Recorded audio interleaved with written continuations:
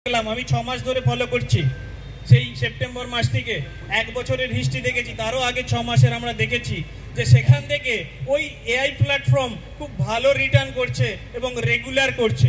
কখনো কখনো ডিস্টার্ব হয়, ট্রেডিং মার্কেটে প্রফিট লস থাকে, কিন্তু যদি অ্যাভারেজ হিসাব করে দেখি ভালো কিন্তু ট্রেডিং রেজাল্ট আছে। তাই সেটাকে আমরা সামনে নিয়ে এসেছি আমাদের নতুন আইবি প্ল্যানের মাধ্যম দিয়ে।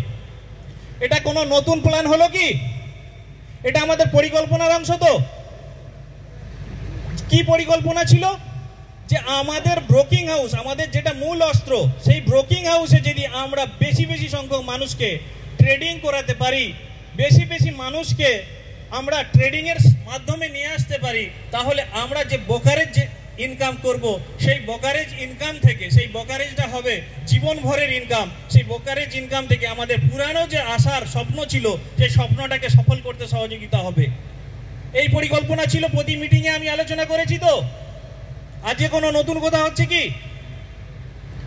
তাই আপনাদেরকে বলবো, যেটা প্রেক্ষিত অনেকের মাথায় আসছে, সেই প্রেক্ষিতটা একটু ভালো করে ঠিক করে নেন যে আবার বোধহয় নতুন কোনো পরিকল্পনা আসলো।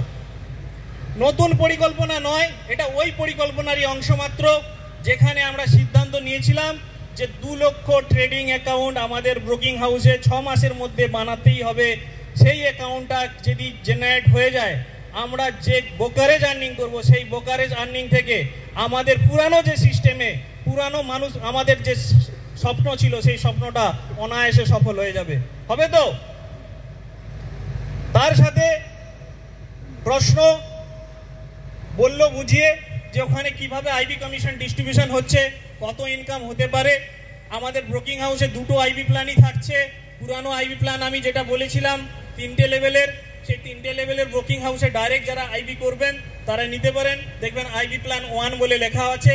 আর যারা এই 16 লেভেলের এমএলএম সিস্টেমে অনেক দ্রুত ফাস্ট গ্রো হতে চাইছেন, তারা কিন্তু এসডি মার্কেটের মাধ্যম দিয়ে ট্রেডিং অ্যাকাউন্ট করে নিজেদেরও কেরিয়ার বানাতে পারেন।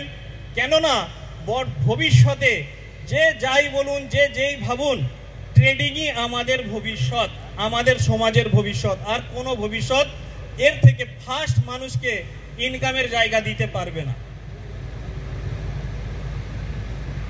আসি পুরানো প্ল্যান নিয়ে, পুরানো সিস্টেম কোন জায়গায় আছে।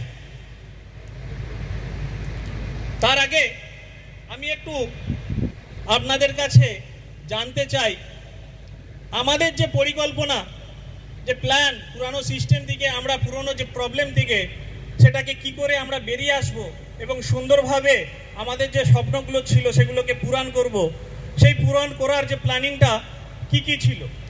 সর্বপ্রথম ছিল আমাদের ব্রোকিং হাউসে লাইভ অ্যাকাউন্ট ক্রিয়েট করা, যারা সেলফ ট্রেডিং করবে, যেখান থেকে ব্রোকারেজ আর্নিং হবে।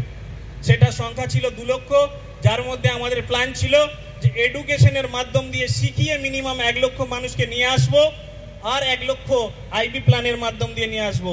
তো আমরা এই প্ল্যানের মাধ্যম দিয়ে 1 লক্ষ টার্গেট নিয়েছি। 2 মাসের মধ্যে 1 লক্ষ লাইভ অ্যাকাউন্ট আমরা এই প্ল্যানে এসডি মার্কেটের মাধ্যম দিয়ে, এই আইবি প্ল্যানের মাধ্যম দিয়ে আমরা কিন্তু নতুন করে ক্রিয়েট করব। আর 1 লক্ষ যেমন আমাদের টার্গেট ছিল এডুকেশনের মাধ্যম দিয়ে হবে, অনায়াসে সেখান থেকেও আমরা পূরণ করব, সেই লক্ষ্য পূরণ করব। আর কি থাকছে? আমরা এসডিএমই নিয়ে এসেছিলাম, তাই তো? এসডিএমই যে টোকেনটাকে নিয়ে এসেছি, সেই টোকেনটাকে লিস্টিং করানোর আছে।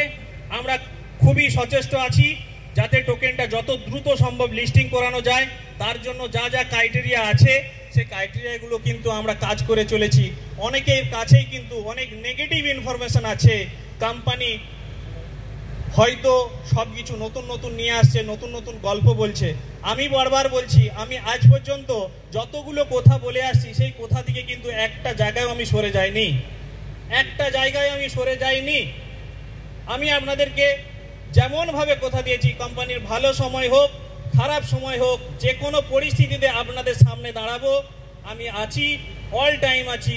প্রতি মুহূর্তে আমার সঙ্গে প্রত্যেকের যোগাযোগ আছে। হয়তো নিচের স্তর পর্যন্ত সকলের সাথে এখন যোগাযোগ রাখা সম্ভব হয়নি, কেননা আমাদের অনেক বেশি কাজ তৈরি হয়েছে, অনেক বেশি বিজি হওয়ার জায়গা তৈরি হয়েছে। কারণ আমাদের যে প্রবলেমটা আছে সেই প্রবলেমটার সাথে সাথে আমাদের